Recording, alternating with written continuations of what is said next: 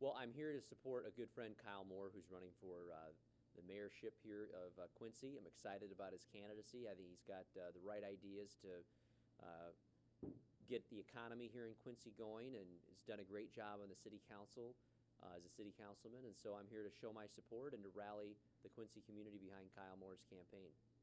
Talk with us a little bit about last week, your words about your intentions of running for governor, the possibility. Well, I was very honest about the fact that I'm looking at running for governor. I think I've been very outspoken that we need a change of leadership here in the state. I come back from Washington, D.C. every weekend and am in shock over the lack of leadership in Springfield. We continue to go down the road of not dealing with pension reform, not dealing with a lot of the cuts that need to happen here in state government.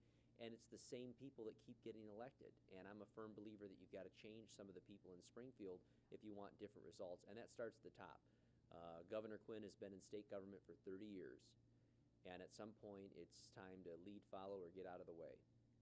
Now, talk to me a little bit about what do you think is different that you could bring to Springfield that maybe we're not seeing right now?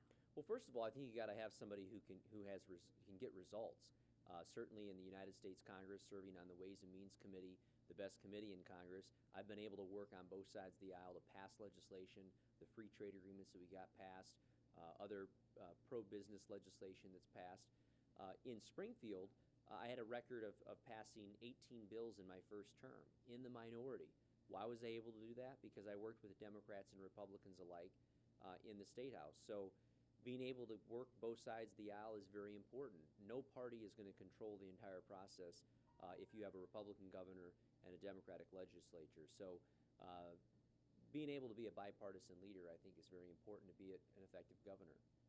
Your thoughts on the fiscal cliff vote? Well, look, there's going to be no perfect bill so long as you have a Republican House and a Democratic Senate and a Democratic president. We have divided government in Washington, D.C., and both sides need to expect that they're not going to get everything they want when it comes to negotiating. Having said that, we had an opportunity on January 1st to extend 99% of the Bush-era tax cuts permanently for every American and small business. I think that was a good thing. Did it do the cuts in spending? Did it do the entitlement reform that we need? No. And those are areas we still need to work on. But on the issue of tax policy, which is what this bill dealt with, I thought overall it was a good bill. Obviously, gun legislation has been making a lot of our news lately. Can you talk a little bit about the direction you feel the president is taking as far as these committees and different things like that? How do you feel things are going, and where do you think they need to go? Yeah.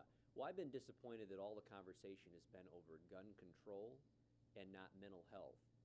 Because the common denominator on the travesty in Connecticut, the travesty in Denver and other portions of our country where these murders have taken place is these have been young men who have mental health, serious mental health issues that have not gotten the help they need. Much of the gun legislation that's being proposed would in fact not have stopped any of these travesties. Certainly the mother who bought the guns for her mentally ill child would have been able to buy the guns even under the new laws that the president is proposing. And the rifle that was used would not have been banned under any of the legislation that the president is proposing. So I think some of this, I would humbly submit, is really political tactics, really political posturing, as opposed to getting to the root of the problem. The root of the problem is a mental health crisis in this country that we're not willing to fess up and talk about. So I'm working with a colleague of mine, Jason Chaffetz from Utah, on legislation dealing with mental health access so parents can get their kids into institutionalized care that might not otherwise be able to right now. Beyond that, we'll wait and see on gun legislation what the Senate does. Harry Reid has said he's going to take something up in the next couple of months. But Harry Reid also has an A+ with the NRA.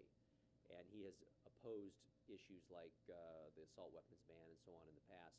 So I have no idea what the Senate will ultimately do on gun legislation, but we'll see. And then once the Senate takes action on its version, then the House will take up the bill and do its version. I want to go back to the gubernatorial race. Yes. You're young, you're in a safe district, you're on Ways and Means, you're pretty well set up for now. Why come back to a situation that, to I think a lot of people, looks almost impossible for anybody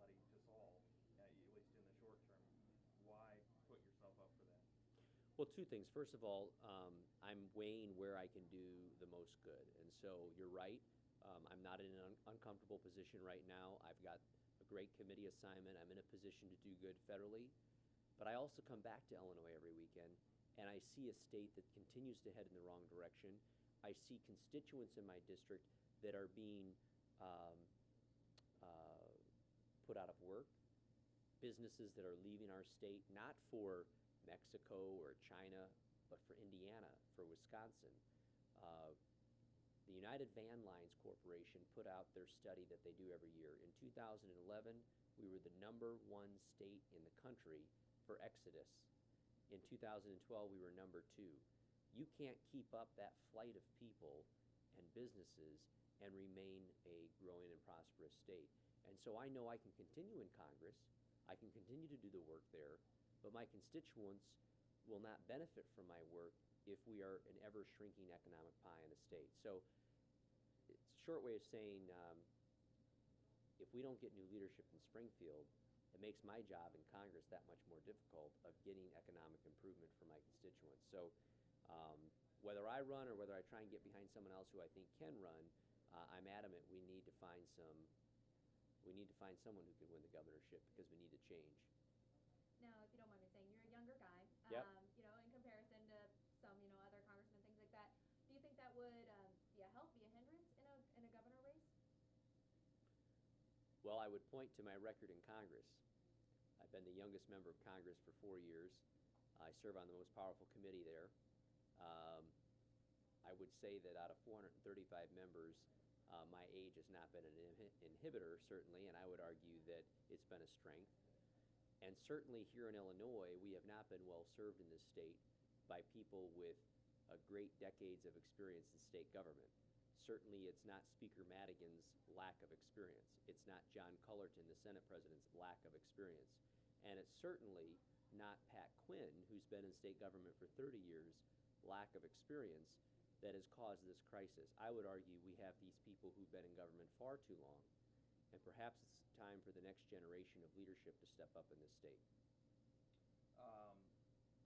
You talked earlier this week in an interview with Chicago media about other candidates and potentially them moving out of the way in the upcoming primary. And you also had an ad that was running on TV and on radio, including on our station, that you felt was unfair, and sent some letters out asking for stations to pull them. I guess my question is, are you prepared for what will inevitably be an onslaught? I mean, there is a coming onslaught in the primary of stuff against you and against others. I mean, that's part of the game, but are you prepared for that? You have to be. Certainly when I ran for Congress, I had a 3-way primary for Congress. 2 people each spent $500,000 apiece in that campaign against me, and I won. And then in the general election, I had a Democratic opponent and a Green Party opponent who raised a decent amount of money as well. So I think anytime you run for office, you got to be prepared to fight for it, to do battle for it. And I'm certainly not one to tell anybody they can't run. All I'm suggesting is for people to run the same kind of campaigns with the same candidates over and over and over, I think it's fair to scratch your head and say, okay, well, what's going to be different about this time? And if someone feels passionate about running, they should. But I think for the sake of our party, the activists, the volunteers, the donors need to look at the candidates that are exploring this right now and make a decision about who they want to get to, so that there can be some coalescing around the strongest candidate in the field. But I don't think it can be a party leader or any one person that anoints. I think that would be dangerous if our party tried to do that.